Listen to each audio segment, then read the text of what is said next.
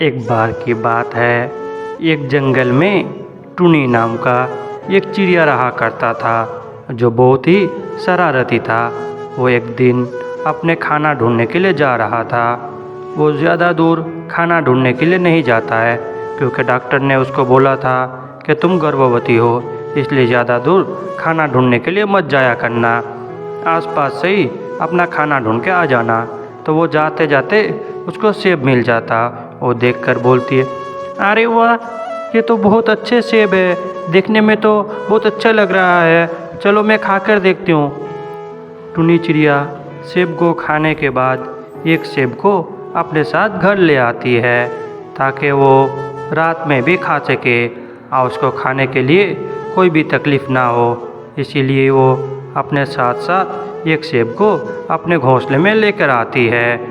जैसे वो घोंसले में आकर पहुंचती है तो वो बोलने लगती है, अरे वाह, आज तो पेट भर गया, ये कितना स्वादिष्ट सेब है, अब मैं इसको कल खाऊंगी, अभी रख देती हूँ, अभी तो मेरा पेट भरा हुआ है। टुनी इतना बोल रही थी, इतने में शाम हो जाती है और जैसे रात गुजरती है, सुबह हो जाती है। टुनी चिड़िया एक अंडा देती है और बोलती है, अरे वाह, मेरे तो ये अंडे भी निकल आए, चलो अब मेरे भी बच्चे होंगे, मुझे मम्मी बुलाएंगे, मुझे बहुत भूख लगी है, चलो मैं खाना ढूंढने के लिए जाती हूँ और अंडे को यहाँ रख देती हूँ। उसे आजकल कोई शिकारी चील भी नहीं आ रहा है। इतना बोलकर टुनी चिड़िया अपने लिए खाना ढूंढने के लिए कहीं दूर चली जाती है, क्योंकि बगल में उसको खाना नहीं मिल पाता है। इसी के दरमियान एकदम जंगल में ज़ोरदार बारिश होने लगती है। बारिश इतनी तेज़ से हो रही थी कि टुनी चिड़िया का घोंसला और अंडा दोनों हवा में उड़ जाता है। लेकिन टुनी चिड़िया अब तक नहीं आई थी, वो बहुत दूर चली गई थी, इसलिए वो बारिश में फंस जाती है। अंडा एक झाड़ में गिरकर वहीं रह जाता है, लेकिन उसका घोंसला बहुत दूर चला जाता है। टुनी चिड़िया एक घर में छुपकर बोल रही थी, अरे मैं तो यहाँ फंस गई, इतनी बारिश में मैं घर कैसे जाऊँगी, मेरे अंडे का और मेरे घोंसले का क्या होगा, अब तो इंतज़ार करना पड़ेगा बारिश के छूटने का, नहीं तो मैं घर नहीं जा सकती। जैसे बारिश कम होती है, जंगल के सारे गाछ धुल गए थे एकदम, और एकदम साफ़ सुथरा हो गए थे, जंगल हरा भरा हो गया था। टुनी चिड़िया रोते हुए अपने घोंसले पर आती है। जैसे आकर पहुंचती है तो देखती है कि उसका घोंसला और अंडा दोनों नहीं है, तो वो रोने लगती है, अरे मेरा अंडा और मेरा घोंसला किधर चला गया, अब बताओ मैं किसके सहारे जीऊँगी।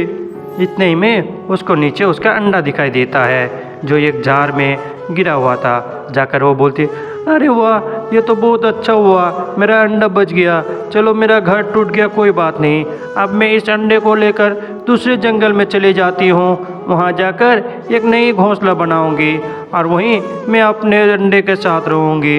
इस जंगल में बहुत तेज़ तूफान आ गई और पूरा जंगल पानी से भर भी गया। इतने में टुनी चिड़िया एक नदी के किनारे पेड़ के पास जाकर बैठ जाती है। वहाँ एक कालू नाम का कौवा भी रहता था। टुनी चिड़िया को वो दूर से देखने लगता है, लेकिन टुनी चिड़िया का ध्यान कौवे पर नहीं था। टुनी चिड़िया बोलते, अच्छा अब मुझे यहीं घोंसला बनाना पड़ेगा, यहाँ तो करीब में पानी भी है। इतने में कालू चिड़िया वहाँ आ जाता है। कालू बोलता, वो छोटी चिड़िया, तुम कहाँ से आए हो, तुम तो इस जंगल के नहीं लगते, बोलो तुम कहाँ से आए हो और यहाँ क्या कर रही हो। ये सुनकर टुनी चिड़िया बोलती है, कौवा भैया, मैं दूसरे जंगल से आई हूँ, वहाँ मेरा घोंसला टूट गया है, इसलिए मैं इस जंगल में आ गई, अब मैं इसी जंगल में रहूँगी, मैं अपना घोंसला बनाने के लिए जा रही हूँ, क्या आप मेरे अंडे का पहरादारी करेंगे। हाँ हाँ चिड़िया, क्यों नहीं, अच्छा चिड़िया तुम अपना नाम बताओ। तो टुनी अपना नाम बता देती है।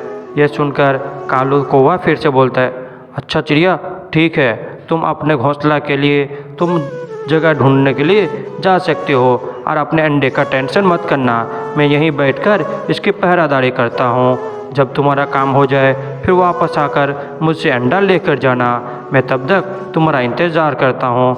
ठीक है, तुम जाओ और मैं यहाँ बैठकर इंतज़ार करूँगा।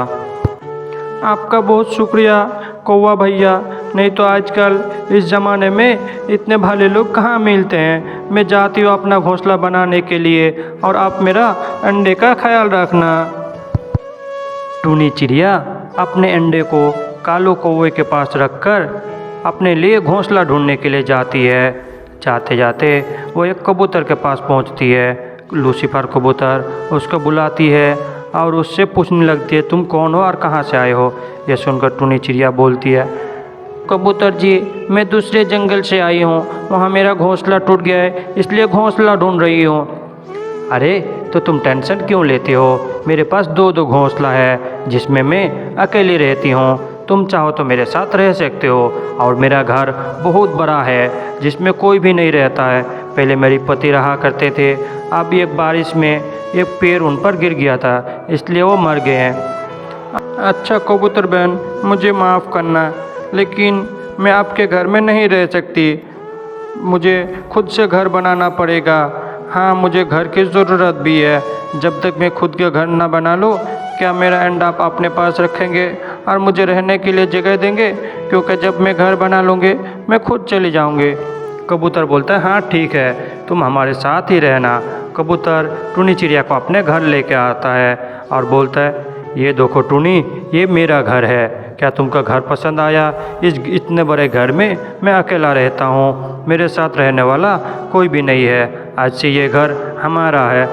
हाँ कबूतर जी, ये घर तो बहुत ही खूबसूरत है, मुझे तो बहुत अच्छा लगा, चलो हम लोग इसी में रहते हैं, मैं अपना अंडा लेकर यहाँ आ जाती हूँ। टूनी चिड़िया अपना अंडा लेकर आ जाती है। इस तरीके से वो रात गुजर जाती है।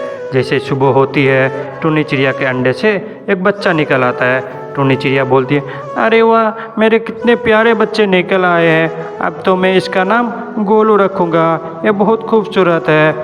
टूनी चिड़िया को जब भूख लगती है तो वो सबके लिए खुशी के मारे समोसा बनाने लगती है। उसका बच्चा और कबूतर बेसब्री से समोसा का इंतज़ार कर रहे थे। जैसे ही समोसा बन जाता है, टूनी चिड़िया अपने बेटे गोलू और कबूतर के साथ पेट भरकर समोसा खा लेते हैं। दोस्तों, हमारी ये कहानी यहीं ख़त्म हो जाती है।